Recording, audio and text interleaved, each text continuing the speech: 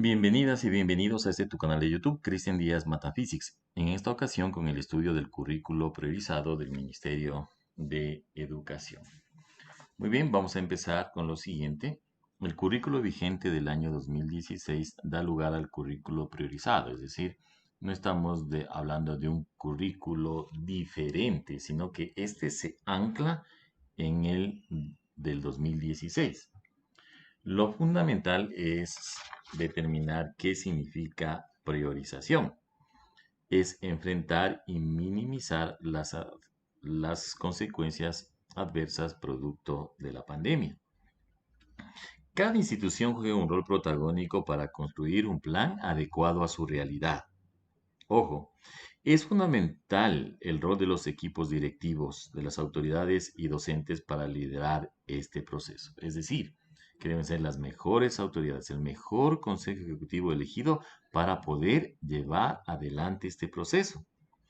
Que en definitiva, ¿qué es lo que quiere? Diseñar y ajustar tres cosas que son fundamentales en educación y en currículo, que son el plan de estudios, la primera parte. La segunda, los modos de enseñanza. Obviamente hay que cambiar de metodología. Y la tercera parte, la evaluación. Todo esto, ¿sí? Está en base de qué? De los niveles de priorización. Y hablamos de dos niveles de priorización que son el uno, los objetivos imprescindibles. ¿Cuáles son estos? Son los considerados esenciales para avanzar a nuevos aprendizajes. Y los de nivel de priorización 2, que son los objetivos, escuche bien, padre de familia, docente, estimado estudiante, los integradores y significativos, que son los que permiten a los estudiantes adquirir aprendizajes para integrarse como sujetos activos frente a los desafíos sociales y desarrollar aprendizajes integradores para transitar por distintas áreas del conocimiento. Entonces ya entran aquí los famosos proyectos interdisciplinarios. Entonces, ¿cuál es el objetivo de las instituciones? Tienen que lograr tanto los objetivos de aprendizaje priorizados de nivel 1 y de nivel 2. Muy bien, vamos a empezar nuestro estudio hablando de los aspectos fundamentales. Uno de los primeros aspectos fundamentales a tomar en cuenta son los aprendizajes básicos imprescindibles. ¿Qué nos dice el ministerio? Son considerados como básicos imprescindibles los aprendizajes que es preciso adquirir al término del subnivel de referencia para evitar una situación de riesgo alto, de exclusión social, para los estudiantes implicados, ya que su no adquisición comprometería gravemente su proyecto de vida personal y profesional, condicionaría muy negativamente su desarrollo personal y social y les impediría acceder a procesos educativos y formativos posteriores y aprovecharlos. Claro, obviamente cuando uno ya va a ir a la universidad. Y un ejemplo que te lo pongo es cuando un estudiante no aprende a factorar o factorizar en noveno, décimo de educación básica y llega primero de bachillerato y es más, esas falencias las arrastra hasta la universidad. Son muy decisivos en la vida profesional porque simplemente no permiten aprobar un examen de acceso a la educación superior. Es decir, se trata de aprendizajes mínimos obligatorios para la promoción escolar, ya que si no se logran en los niveles en los que se promueven, son muy difíciles de alcanzar en momentos posteriores. Así es, garantizan el alcance de nivel de logro 1 de los estándares de aprendizaje nacionales. El segundo aspecto fundamental, enfoque de las áreas de estudio. En función del desarrollo de habilidades y conocimientos encaminados al fortalecimiento de las áreas disciplinares. Y el tercer aspecto y fundamental, la complejidad. Considera destrezas con criterios de desempeño abarcadoras, es decir, aquellas que implícitamente contienen a otras destrezas de menor complejidad, permitiendo que el docente sea quien las desagregue y las trabaje de acuerdo con su realidad. Y esto es muy lindo porque el docente tranquilamente puede, obviamente, incrementar el nivel de complejidad y de profundidad. Y quitarnos eso de la cabeza que dicen que el ministerio nos limita. No es así, estimado docente, ya sea de una institución educativa fiscal, particular, fiscomisional, municipal. No es así. Es decir, es un currículo abierto, un currículo flexible, en donde depende de quién, de ese actor principal que es el docente en el aula de clases para profundizar estos conocimientos. Muy bien, avancemos por favor, pero obviamente las orientaciones metodológicas van a cambiar y es donde yo me voy a detener para irlas analizando en lo posible una por una y que sepas que la realidad actual permite no solamente aquí, sino ya desde antes en involucrarnos en otro tipo de metodologías activas. ¿Qué es qué es una metodología activa? Es donde el rol principal la realiza el estudiante, ¿sí? Donde se convierte en ese actor decisivo dentro del proceso enseñanza-aprendizaje. Ejemplos de las metodologías activas tenemos el famoso aprendizaje basado en proyectos. Sí, tenemos un ABP.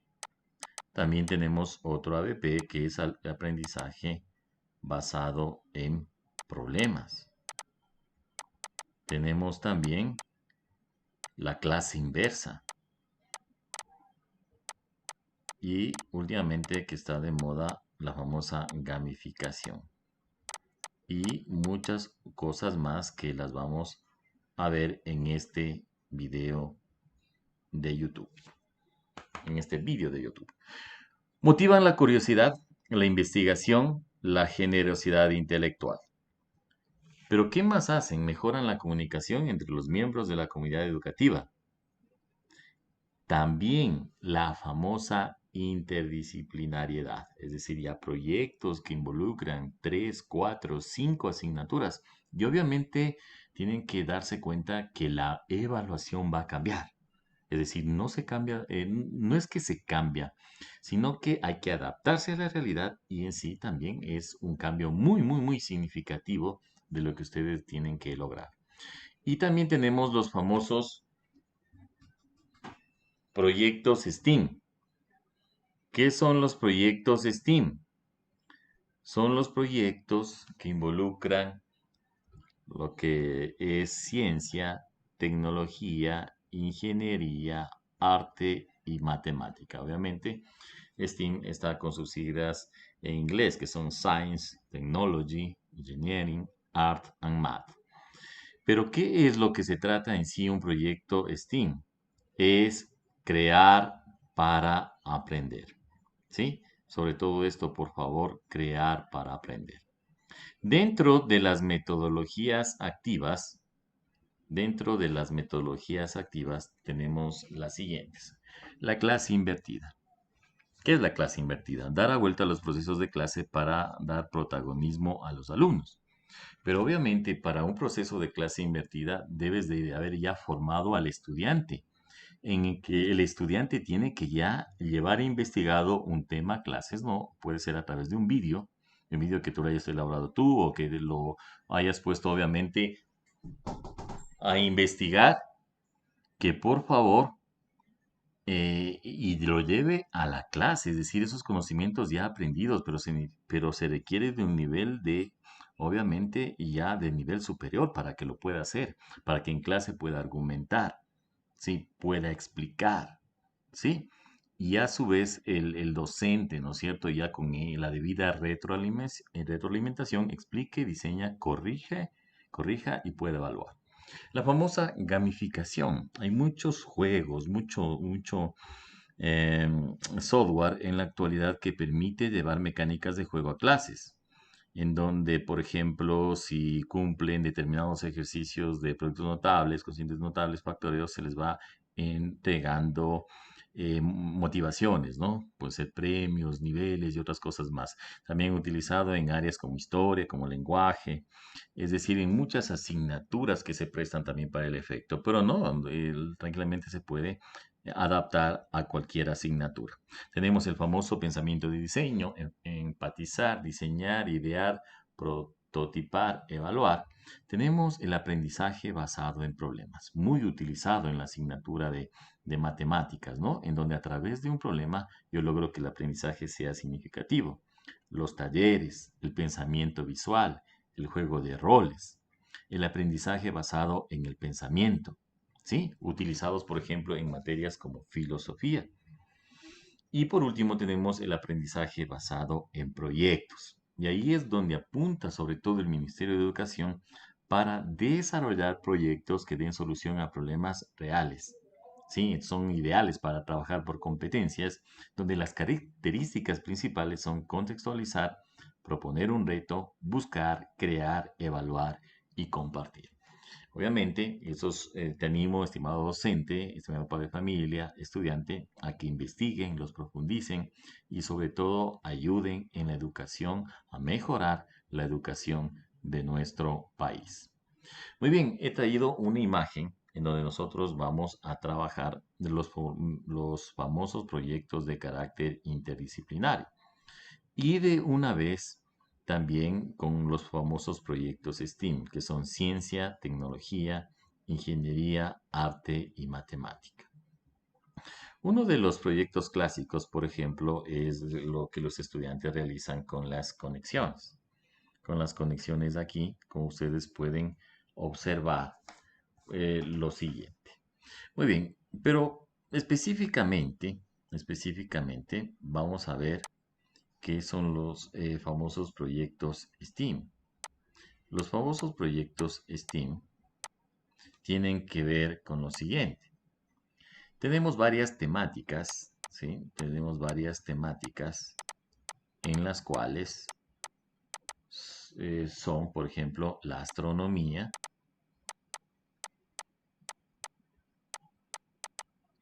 tenemos el medio ambiente, ¿sí? Tenemos el famoso medio ambiente, bien, escribámoslo por acá, medio ambiente, y también como son los recursos renovables, ¿no es cierto?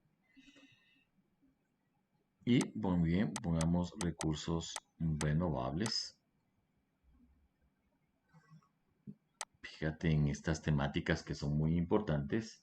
Y también tenemos algo interesante que está en la actualidad y obviamente que muchos colegios de Europa lo están utilizando. Pero luego te voy a explicar que eso no es imposible para nuestro medio y es el pensamiento computacional y robótica. Entonces aquí viene la polémica, ¿no? Me dirán, no tenemos recursos. Pero es muy importante, por ejemplo, y se ha elaborado proyectos colegios, colegios particulares que sí hacen robótica. En cuestión de pensamiento computacional, por ejemplo, colegios municipales que utilizan, por ejemplo, el programa Scratch con sus estudiantes y obviamente también ya comienzan a programar y eso es muy importante para elevar, obviamente, el conocimiento tecnológico que requiere nuestro país. Muy bien, entonces aquí tenemos un ejemplo, ¿no es cierto? Que también se lo realiza muy bien en nuestro país, que es la conexión de circuitos, ¿no es cierto? Y aquí yo tranquilamente ya puedo comenzar a elaborar todo lo que es ciencia, ¿no? Hacer interdisciplinariedad, que es lo que se pide. Yo puedo trabajar, por ejemplo, con circuitos, dependiendo, ¿no es cierto? Serie, paralelo.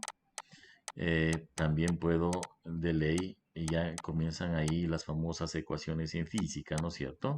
Voltaje es igual a resistencia por intensidad de corriente. Y obviamente yo puedo aquí también aprovechar y hacer bien de los recursos en una casa, ¿no? En mi casa, obviamente, aprovechando bien la energía eléctrica. Y obviamente si yo quiero aprovechar, obviamente, ¿no es cierto? Del sol, puedo utilizar tranquilamente paneles solares y yo aquí tranquilamente en este proyecto puedo elaborar estadística, una estadística que me permita obviamente sacar resultados ya obviamente técnicos de todo este proceso. Es decir, ya nos vamos adentrando al mundo de la interdisciplinaridad y eso es muy positivo. Otro de los ejemplos clásicos, por ejemplo, que se trabaja en bachillerato internacional es el tema de, gravitación universal. Muy bien, entonces aquí está para todos los gustos. Muy bien, vamos a ver gravitación universal. Vamos a poner acá gravitación universal que tiene que ver con lo de los chicos del BI. Por ejemplo, ahí podemos estudiar la alineación de los planetas, ¿no es cierto? Y también determinar la famosa constante de gravitación universal a través de la fórmula F es igual a G, que es la constante de gravitación universal, por el producto de las masas sobre la distancia que le separa elevado al cuadrado. Y se lo hacen proyectos de bachillerato internacional y aquí se utiliza mucho, por ejemplo, ya cuando nosotros vamos al software, ¿no es cierto? A implementar muchas plataformas. También tenemos, por ejemplo, Vernier Graph, es decir, para poder graficar, ¿no? Aquí, obviamente, las gráficas, establecer también coeficientes de correlación, no solamente podemos utilizar ya software establecido, sino también, por ejemplo, utilizar, y se lo hace bastante con el programa Excel, por ejemplo, también se trabaja. Y también aquí se entra, se analiza la constante que sale obviamente en el universo en determinadas unidades. Vemos que es una alineación perfecta que sí la hizo Dios, que es igual a 1. Es decir, se presta para elaborar este tipo de proyectos que bien estudiados, bien analizados y sobre todo ya empezamos a ver, ¿no es cierto?, lo que es la astronomía. Y aquí obviamente ya hoy los datos obviamente de la página que es la NASA, es decir, una página obviamente súper garantizada, conocida y validada a nivel mundial. También tenemos ya ejemplos avanzados, por ejemplo, de lo que es robótica. Y dentro de la robótica, estimados, se puede trabajar algunos colegios particulares que tienen, obviamente, el material necesario, ya lo han hecho, felicitaciones. Y obviamente, ¿en qué se gana? Se gana en programación. Perfecto. Aquí ya hablamos de los famosos diseños 3D. Por ejemplo, la creación de apps. Creación de apps. Y tenemos obviamente también los videojuegos. Pero repito, proyectos como el anterior de gravitación universal prácticamente se ve en una práctica de laboratorio. Se ve la teoría, se entra obviamente al Excel, se utiliza también, si yo tengo, por ejemplo, el software Vernier, ¿sí? Y se lo realiza, se saca mucha estadística, valores, resultados y si es posible. E incluso algunos colegios técnicos, felicitaciones por los colegios técnicos, que a pesar de las limitaciones, obviamente, los chicos fabrican, arreglan autos, es decir, muchas cosas positivas que sí hay cómo realizarlas, pero siempre hay que tener una visión más amplia, ¿no? De a dónde quiero llegar con mis estudiantes. Muy bien, pero hay muchas orientaciones metodológicas a seguir en este proceso y tenemos la ciudadanía digital. Otro también orientación metodológica es la alfabetización mediática y informacional y digital. Muy bien, tienes ahí la definición obviamente de lo que significa ciudadanía digital, pero en resumidas cuentas tenemos que saber lo siguiente. Los 9 elementos de ciudadanía digital, que son el acceso, el comercio, la comunicación digital, la alfabetización digital, la etiqueta digital. Obviamente que esto se debe a leyes digitales. Obviamente que debemos de asumir responsabilidades y derechos, la salud y bienestar y la seguridad digital. ¿Qué significa en sí una ciudadanía digital? Es decir, que tú tranquilamente ya tienes que estar a la par con la tecnología. Y obviamente tienes que respetar, ¿no?, protocolos. Pero, por ejemplo, ejemplos fáciles tenemos. El depositar hacer un depósito a una persona, ¿no es cierto? Hacer una transferencia en un banco, el comunicarnos perfectamente vía correo electrónico y muchas otras cosas más. Es decir, desde casa podemos hacer todas estas consideraciones que antes no las hacíamos. Eso significa ser un ciudadano digital, estar en la capacidad de desarrollar absolutamente todo esto. Pero obviamente viene algo importantísimo, que es la alfabetización. Imagínense que antes era básico saber leer y saber escribir. Y había muchos gobiernos que hicieron procesos de alfabetización, pero ahora es necesario lo digital, lo mediático, lo informacional. Y ahí obviamente que todos tenemos que involucrarnos en este proceso, solamente los docentes, sino los padres de familia y los estudiantes, y es cuando sí hay mucho problema. Y quiero culminar esta diapositiva con lo que está ahí en el último párrafo. No se trata ya de educar, lo que dice Gutiérrez 2012, como receptores de prensa, radio y televisión, sino de capacitar para un uso crítico de las TICs.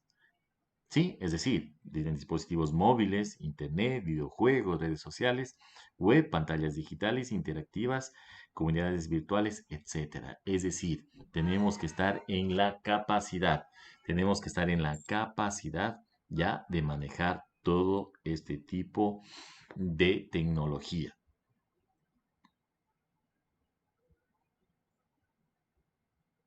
Muy bien, ahí te lo dejo para que leas en casa lo que significa la alfabetización informacional, lo que es la mediática y lo que es la digital. Tranquilamente lo analizas en casa para que luego profundices. Pero lo que yo te traigo, la siguiente diapositiva a colación, es cuáles son las 5 leyes sobre la alfabetización mediática e informacional. La primera. La información y la comunicación son fundamentales para la participación ciudadana y el desarrollo sostenible en todas sus formas. Perfecto. El segundo, todo ciudadano es un creador de la información y o conocimiento. Qué valioso es esto. Es decir, tú tranquilamente, si estudias, te educas, puedes ya establecer un conocimiento y poderlo subir a las diferentes plataformas, obviamente, que hay en la actualidad y ya ir generando esa información, ir generando ese conocimiento. Si lo puedes hacer, prepárate bien. Nuestro país, entre mejor conocimiento, entre información tengamos, obviamente, honesta, científica, nos va a ayudar a llegar a muchos sitiales altos. Tercero, los mensajes de información. Los medios de comunicación no conllevan siempre un valor neutro y por lo que la verdad debe hacerse comprensible. Perfecto. Y un llamado de atención, por ejemplo, a las fake news, ¿no? Es decir, donde los mensajes tienen que hacerse con la verdad. El cuarto, todos los ciudadanos tienen derecho a acceder y comprender la nueva información, conocimiento y mensajes. Qué lindo. Todo ciudadano tiene derecho, claro, porque luego debemos de procurar ser ciudadanos digitales del siglo XXI. Y el último, el quinto, la alfabetización mediática e informacional no se adquiere de forma inmediata. Es un proceso vivo y una experiencia dinámica. Y en eso estamos totalmente de acuerdo, ¿no es cierto? A veces, qué sé yo, el docente el anterior año por X y Z situaciones no pudo dar clases, pero este año obviamente tiene que empezar con fuerza la parte virtual. Es decir, ya no va a haber situaciones como que yo desconocía, no supe, es que esto me... No, no, para nada.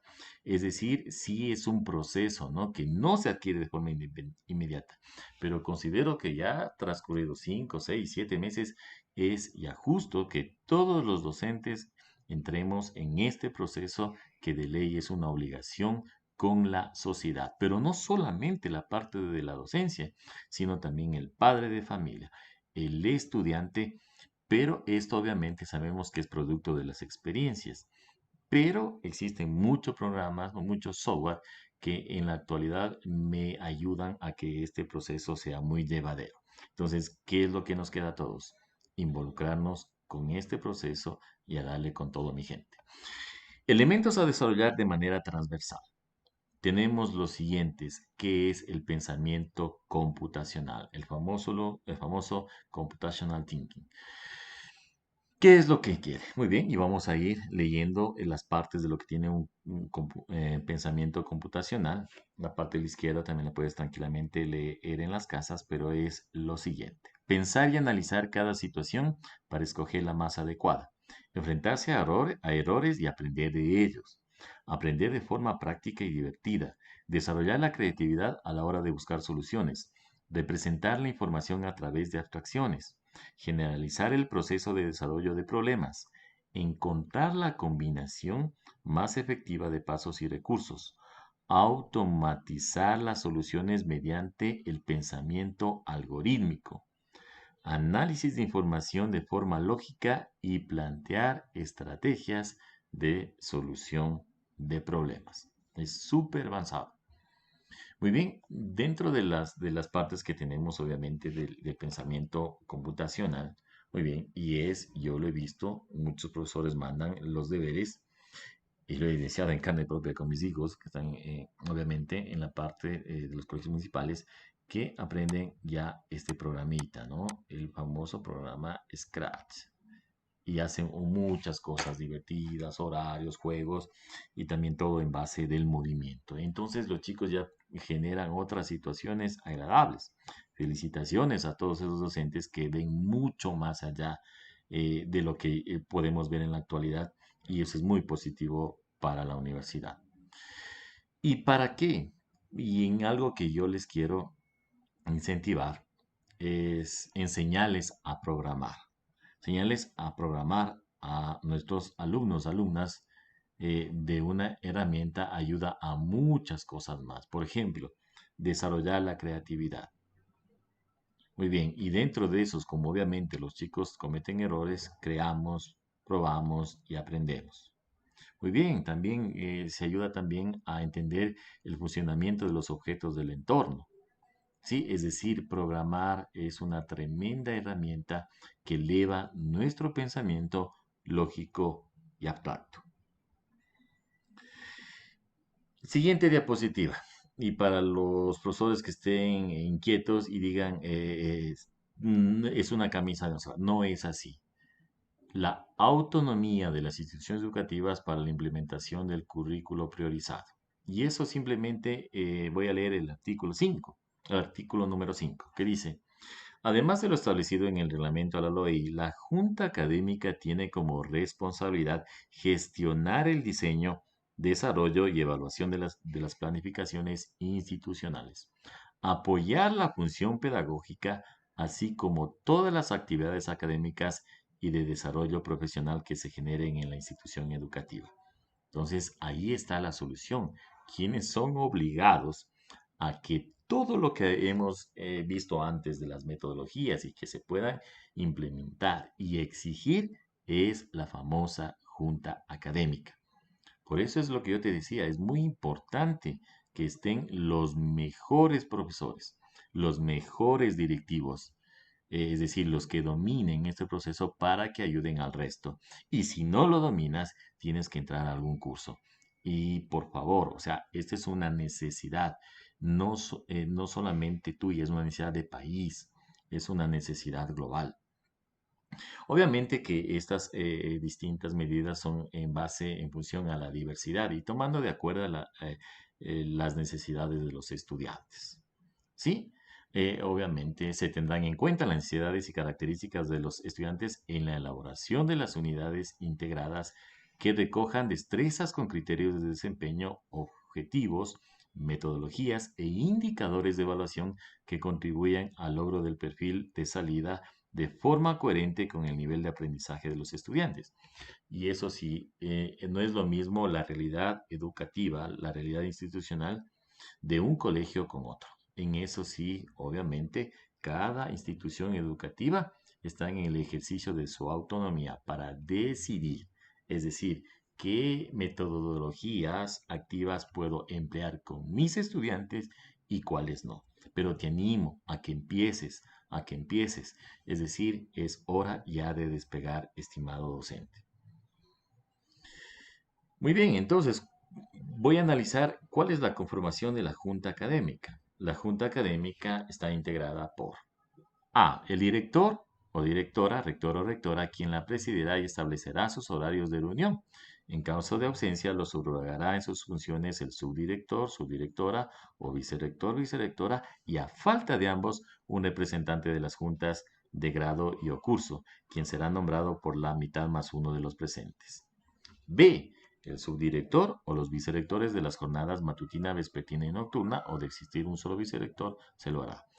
¿Quién también conforma? El inspector general, un representante del Departamento de Consejería Estudiantil DC, un docente tutor de cada nivel, representante del nivel inicial, del de Educación General Básica, un representante del BGU, de acuerdo a la oferta educativa de cada institución. Por eso es lo importante que siempre recalco, los mejores para que lleven el proceso, no sea porque yo sea afín, sino por currículum, por capacidad. Y una de las fallas principales, te la digo directo con conocimiento de causa, es que a veces no elegimos lo correcto. Es como a nivel de gobierno, no elegimos lo correcto y quienes lo representan, al contrario, son asesores que deben ser asesorados y eso no debe ocurrir. Un coordinador de cada comisión técnico-pedagógica, un representante del área técnica del Bachillerato General Unificado en las instituciones educativas que tengan oferta técnica y el coordinador del Bachillerato Internacional en las instituciones que ofertan el programa del diplomado. Entonces, ya sabes a qué atenerte y qué funciones debe de emplear la Junta Académica y son los encargados de absolutamente elaborar todo un proyecto educativo. Dentro de estas consideraciones tenemos el famoso refuerzo académico y acción tutorial, es decir, se conserva el refuerzo académico y eso nos debemos de basar y muchos tienen obviamente conocimiento del artículo 208, que dice que las clases de refuerzo deben ser lideradas por el mismo docente que regularmente enseña la asignatura u otro docente de la misma. El segundo, tutorías individuales con el mismo docente que regularmente enseña la asignatura u otro docente que enseñe la misma. La tercera, tutorías individuales con un psicólogo educativo o experto según las necesidades educativas de los estudiantes. Y el cuarto, elaborar un cronograma de estudios que el estudiante debe cumplir en casa con ayuda de su familia. Fíjate que son las mismas consideraciones que cuando uno tiene a nivel presencial, pero las mismas sí se las puede hacer en casa. Sí, las mismas, repito, se puede hacer en la casa. Sí, ¿y cuál sería el peor escenario para los más escépticos? Sería que pues, se puedan comunicar vía WhatsApp o por último vía telefónica. Sí, en los peores casos, ¿no? Pero la cuestión es que no te limites, sé positivo, sí se puede, no todo es negativo. A veces dicen, no podemos, no tecnología, no hay ni WhatsApp, no hay ni teléfono, no hay absolutamente nada. Fíjense que hay ejemplos tan loables en nuestra costa ecuatoriana que hay docentes que van al lomo de su caballo, van y a las casas y hacen este tipo de gestiones. Felicitaciones a esos docentes que no ven ningún impedimento en llegar. Incluso hay también ya los impresos que realiza el Ministerio de Educación, es decir, no hay pretexto, no hay pretexto, estimados docentes, padres de familia, estudiantes, para lograr, obviamente, que este proceso se haga una realidad. Y en la última parte, sí quiero ser muy categórico con lo siguiente y que se respete mi pensamiento, que dice que pueden ser presenciales o a distancia. No, no estamos en el tiempo y repito, soy bien categórico, no estamos en el tiempo que las clases sean presenciales. Las clases tienen que ser a distancia. Estamos hablando de alumnos que pueden ser asintomáticos y que esos alumnos tranquilamente puedan llevar el virus de una parte a otra. Y cuando lleguen a sus casas, contagiar a los abuelitos, a los padres. No estamos en el tiempo. Seamos muy prudentes con esta situación y felicito a los alcaldes, obviamente, por ejemplo, alcaldesa de Guayaquil que ha dicho no, no y no, porque no es el tiempo adecuado. Sí, esperemos, por favor, seamos prudentes para cuando, Dios mediante, todo se normalice y poder empezar. Las actividades realizadas durante el refuerzo académico y la acción tutorial deberán ser consideradas en el portafolio. Perfecto. Entonces tenemos ya algo que viene y salta a la vista. Si tengo que hacer un refuerzo académico, ¿no es cierto? Tengo que realizar una acción tutorial y ahí las TIC se convierten en fundamentales. Y de ahí tenemos que hablar de dos partes, que son la sincrónica y la asincrónica, ¿no es cierto? ¿Cómo se puede presentar de forma sincrónica? Es decir, cuando estamos en una clase virtual, y yo puedo, obviamente, a los estudiantes, ¿no es cierto?, aconsejarles, motivarles para que sigan en el proceso de enseñanza-aprendizaje. Y también lo puedo hacer de forma asincrónica, enviando un correo electrónico, ¿no es cierto?, enviando algún documento para que ellos obviamente lo puedan ver después y lo puedan también contestar a algún llamado de atención, a alguna motivación, obviamente desde sus casas y en otro tiempo. Es decir, siempre nos estamos comunicando de sincrónica y asincrónica. Obviamente, y entiendo que esto también genera muchas dificultades y son, por ejemplo, la falta de infraestructura, unidades o espacio académico, la dificultad de acceso de alumnos a recursos tecnológicos, las fallas pedagógicas o de dominio técnico del tutor, del mismo docente. Pueden existir esas fallas que a veces dicen, no, pero el docente tampoco podía dar clases. Es decir, vean lo importante y lo valioso de poder ya ir formándonos tecnológicamente, de esa famosa alfabetización mediática informacional y computacional o digital. Y obviamente también dentro de esta situación las líneas de distribución, ¿no es cierto? Que es muy importante hablar de la falta de capacitación del tutor y también la falta de compromiso con el proceso. Es decir, ya se generan cierto tipo de inconvenientes, pero que sí es posible superarlos, estimados docentes, sí es posible. Tenemos TICs en la acción tutorial. Obviamente que no hay un modelo único, ¿sí? Hablamos de la famosa alfabetización informática y eso nos lleva a generar nuevos conocimientos, nuevos procesos, pero ya entramos en una sociedad de información y comunicación. Entonces yo lo que les animo, y es muy importante en esta parte, y ahí se ve el compromiso, lo que tiene una institución educativa, que es elaborar una data que me sirva para establecer cuántos alumnos tienen conocimientos tecnológicos, cuántos no, cuántos tienen acceso a Internet, cuántos no, e ir elaborando procesos y mecanismos que me permitan abarcar absolutamente a todos los estudiantes, inclusive los que no tienen conectividad, llegando obviamente con las fichas escolares. Es decir, sí hay cómo elaborar este proceso, pero tiene que ser un proceso elaborado técnicamente. Por eso es importante y fundamental tener esa data.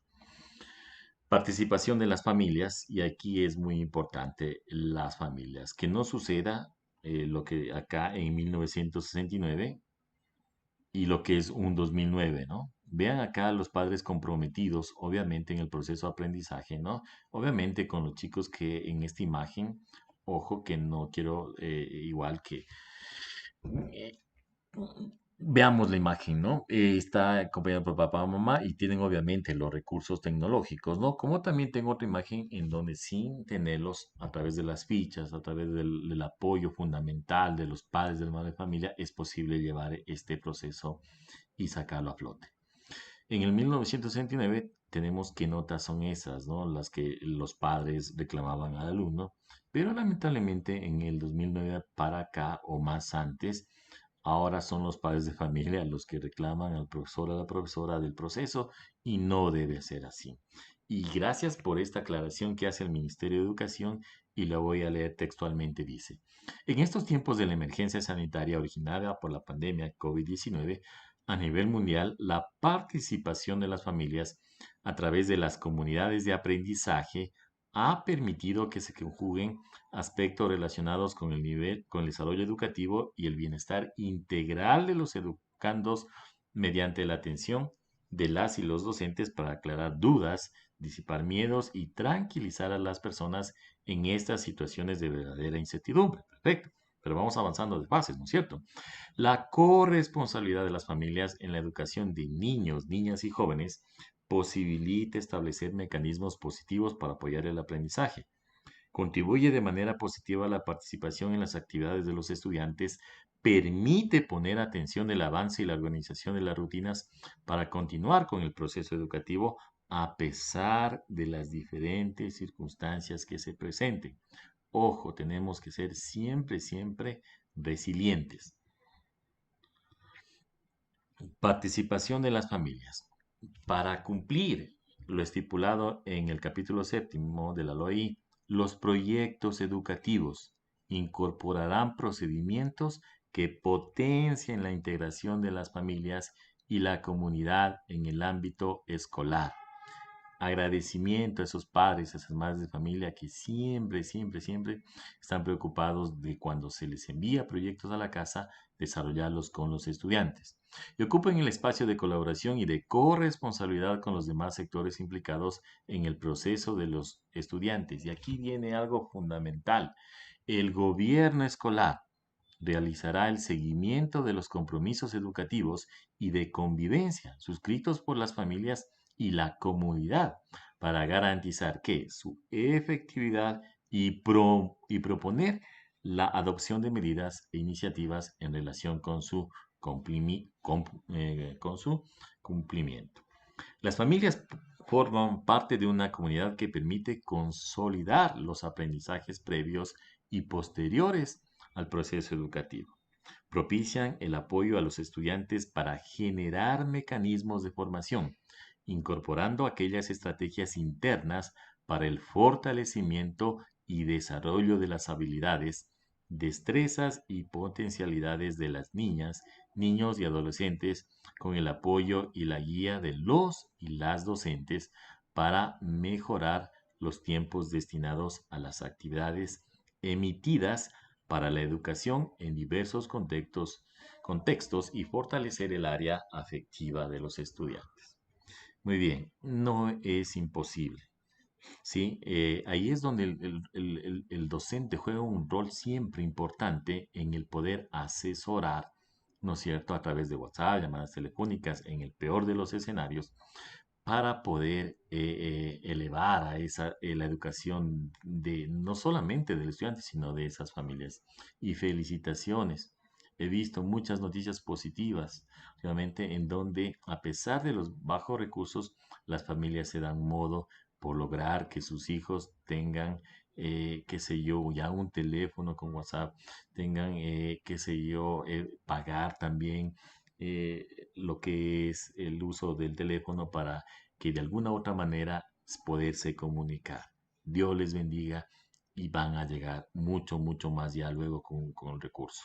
Sí, personalmente creo en un Dios todopoderoso que siempre, siempre nos ayuda para bien y que ahora podemos estar escasos, pero que luego tendremos ya mejores instrumentos que beneficien obviamente a los estudiantes. Y también felicitaciones a aquellos instituciones educativas como una institución militar, que ciertos estudiantes que ya van a tercero de bachillerato están elaborando proyectos de arreglo de computadoras, de arreglo de impresoras y van y obviamente y les llaman y lo arreglan o también dan también instrumentos nuevos usados, obviamente que van a permitir que otros estudiantes se puedan educar.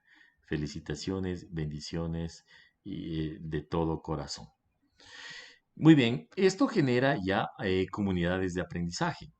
¿Qué son las comunidades de aprendizaje? Conforman una propuesta de transformación educativa que busca mejorar el aprendizaje y la convivencia entre los participantes. Su práctica está fundamentada en el aprendizaje, mucha atención, dialógico y un conjunto de prácticas educativas referentes a nivel internacional. Mm, Estudiantes de bachillerato internacional. Eso es lo que yo les digo. A veces la educación particular quiere como minimizar a la parte fiscal y eso no es de ninguna manera así. Hay muchos colegios que ofertan bachillerato internacional y que estas instituciones ya han visto y han manejado muchos aspectos y muchos de esos estudiantes ya no están estudiando aquí de forma nacional, sino están en el extranjero. Pero la idea no es Y la idea de este currículo es reducir esas brechas de una y otra parte, es decir, y eso es lo importante, reducir las brechas. Muy bien, muy pensado este proyecto, muy bien pensado el proyecto. Las comunidades de aprendizaje buscan integrar todo el entorno que rodea a la escuela en busca de que los niños, niñas y adolescentes fomenten valores de eficiencia, equidad y cohesión social. De este modo se busca el desarrollo de una mejor convivencia y de actividades solidarias, sin olvidar la ciencia y la utopía. Entre las metodologías que se proponen para el desarrollo de aprendizajes con el currículo priorizado, se toma en cuenta la integración de los actores de la comunidad educativa a través de la metodología de comunidades de aprendizaje.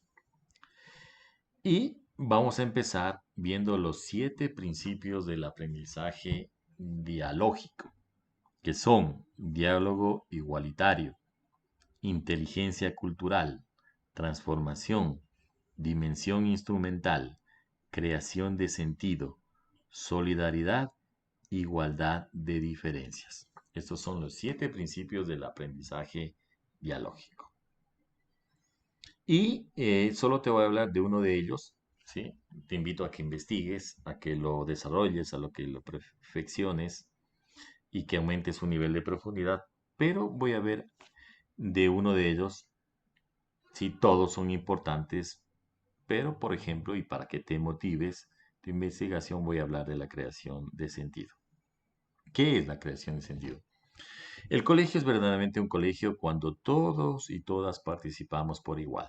Alumnos, alumnas, docentes, familias, voluntarios, voluntarias, soñamos en la escuela que nos gusta y entre todos y todas la construimos. Ahí se refiere a una creación de sentido. Es decir, por eso es la participación obviamente de todos. Todos tenemos que involucrarnos en este proceso. Padres de familia, autoridades, docentes, estudiantes, comunidad en general, para que este proyecto siga adelante. Entonces, esa es la creación de sentido. Las demás tienes que investigarlas tú. Y en esta parte voy a conversarles de lo que es una comunidad de aprendizaje. Muy bien, y es muy importante saber lo siguiente. ¿Sí? Aquí ya estamos de una institución educativa. Tenemos a los docentes, la formación pedagógica dialógica. Muy bien, eso que da lugar a un modelo dialógico de resolución de conflictos. También tenemos los grupos interactivos, tenemos tertulias dialógicas literarias, tenemos bibliotecas tutorizadas, tenemos también formación de familiares y también las famosas comisiones mixtas. Pero ¿qué buscan las comunidades de aprendizaje? Y eso igualmente son lindos temas para profundizar y no solamente de un vídeo, sino de muchos otros más. Pero las comunidades de aprendizaje buscan mejorar los aprendizajes, valga la redundancia, y la convivencia en la escuela a partir del compromiso y la participación de la comunidad educativa.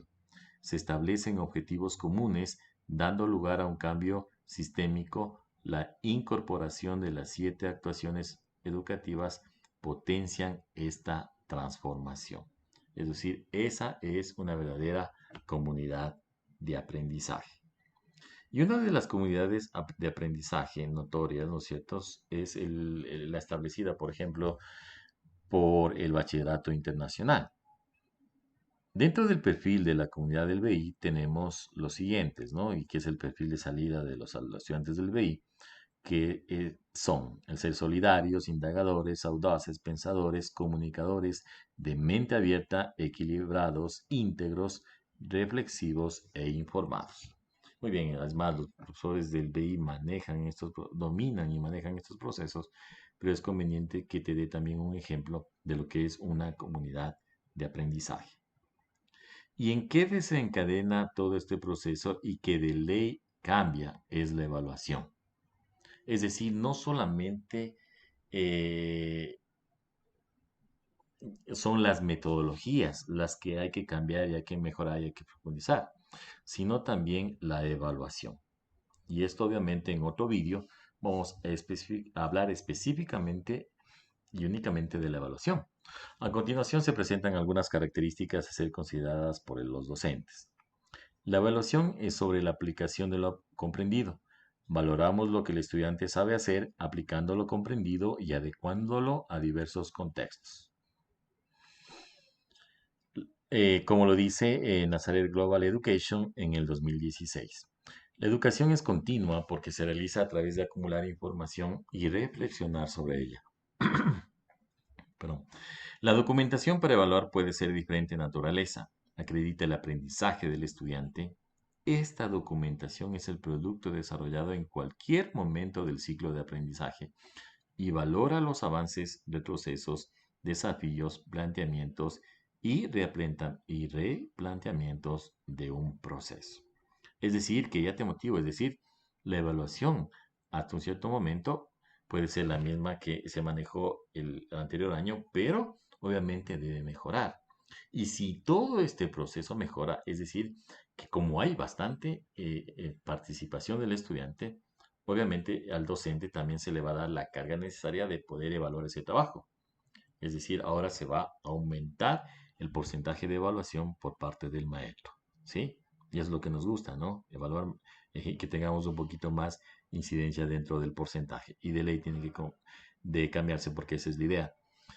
La evaluación es auténtica cuando. ¿Qué nos dice el Ministerio de Educación? Es realista, relevante, constructiva, se refiere mucho con la comunicación y es flexible. ¿Cuándo es realista? Se diseña o planifica de acuerdo con la realidad del estudiante y su núcleo familiar y cuando el estudiante aplica lo comprendido en problemas del mundo real. Relevante, el estudiante aplica sus aprendizajes y habilidades en contextos de interés y problemática general. ¿Cuándo es constructiva? Cuando el estudiante crea y genera más conocimiento. Qué lindo. Crea y genera más conocimiento.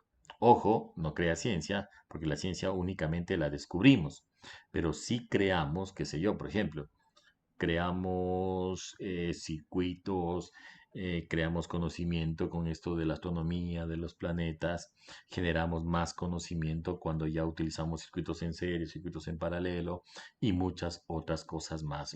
Obviamente los docentes expertos en otras áreas les darán los ejemplos precisos a sus estudiantes y a sus padres de familia. Tenemos, por ejemplo, la comunicación. El estudiante socializa lo comprendido, aplica y se integra en una comunidad o su círculo más cercano y traspasa sus aprendizajes y esto también es lo fundamental. Es decir, estimados estudiantes, si ustedes ya pueden utilizar, qué sé yo, Zoom, varias estrategias, los docentes Teams, Google Meet, en Zoom, es decir, mucho conocimiento, mucha alfabetización digital, transmítanlas por favor a sus seres queridos y también ser transmisores, ¿no? Y lograr que esa brecha del desconocimiento tecnológico cada vez sea más pequeña. Y por último, es auténtico cuando la evaluación es flexible. Claro, se adapta a las características, necesidades y tiempos del estudiante y a los recursos que dispone. Es obvio, no va a ser evaluado un alumno en la misma intensidad si tiene todo el instrumental con un estudiante que, por último, no tiene conectividad. Y ahí es esa justicia, esa evaluación de parte del docente, ¿no? De que en todos los contextos y en todas las realidades él sepa evaluar de una manera justa, de una manera correcta. Y si se abre el abanico en los momentos actuales para eso, y el docente sí lo puede hacer. Obviamente también el docente se convierte en un dominador absoluto de todas las metodologías, de toda esa alfabetización digital, mediacional, es decir, es así. Y felicitaciones a los docentes que se autoeducan, se autopreparan y que mejoran, obviamente, la educación en nuestro país. En eso también un llamado al gobierno de nuestro país, que sepa que los docentes están trabajando, que la educación no está parada en ningún momento y que por favor los sueldos sean asignados a tiempo. Sí, yo sé que este llamado harán caso, ¿no es cierto?, las autoridades competentes. Y tenemos la evaluación, ¿no? La evaluación, ¿y qué va a desencadenar? como ya es de conocimiento de todos, de padres de familia, de docentes, de estudiantes, es en la elaboración del portafolio. Pero, como vuelvo y repito, voy a hacer un vídeo exclusivo en cómo se va a llevar la evaluación en el presente año lectivo 2020-2021. Muy bien, y saber, ustedes deben saber, voy a leer textualmente el último párrafo que dice que este portafolio se evalúa a través de una rúbrica, que es una guía para valorar los aprendizajes de los estudiantes y cuenta con criterios generales para la valoración de las actividades propuestas por el docente. Y te he traído 10 beneficios del lenguaje digital en la educación. Qué lindo, ¿no? También como el lenguaje digital. Felicitaciones también a las maestras de lengua y literatura, ¿no? Que siempre, siempre también están ayudándonos. Y en realidad, el lenguaje es la base de todo para todas las asignaturas. Yo como buen matemático también soy. Con matemáticas se habla mucho y todo debe ser de proyectos de carácter interdisciplinario. 10 beneficios del lenguaje digital en educación. Audiovisual, hipertextual, interactivo, social, de programación, sonoro. Hay muchos beneficios. ¿Y cuáles son? Motivar a los alumnos a aprender. Fomentar la creatividad. Facilita el trabajo autónomo. Permite trabajar las inteligencias múltiples. Desarrolla el pensamiento lógico y matemático. Perfecto. Promueve la competencia digital y la alfabetización mediática de todo lo que hemos estado hablando el día de ahora. Abre una puerta a la exploración. Desarrolla las habilidades sociales. Facilita la comprensión y la explicación. Se adapta a los estilos de aprendizaje de cada alumno. Motiva a los alumnos a aprender. Muy bien, es decir, que tienes que, en definitiva, ¿qué es el currículum priorizado? Nosotros debemos de trabajar como docentes, ¿no es cierto?, en esos objetivos imprescindibles y obviamente, y luego ir más allá. La institución educativa está en la autonomía de hacerlo. Si ustedes quieren trabajar los deseables e ir un poco más allá, ¿no es cierto?, en la elaboración obviamente de los objetivos de carácter integrador y significativo, es decir, trabajar nivel de priorización 1 y 2 e ir más allá. Ojo, hay autonomía para poder hacerlo. Muy bien, el crédito especial de las diapositivas a mi hijita Yalita Díaz en la elaboración de todo este proyecto que se hace realidad. Les animo a que se suscriban y activen la campanita. Saludos y muchísimas bendiciones. Nos vemos en una próxima oportunidad.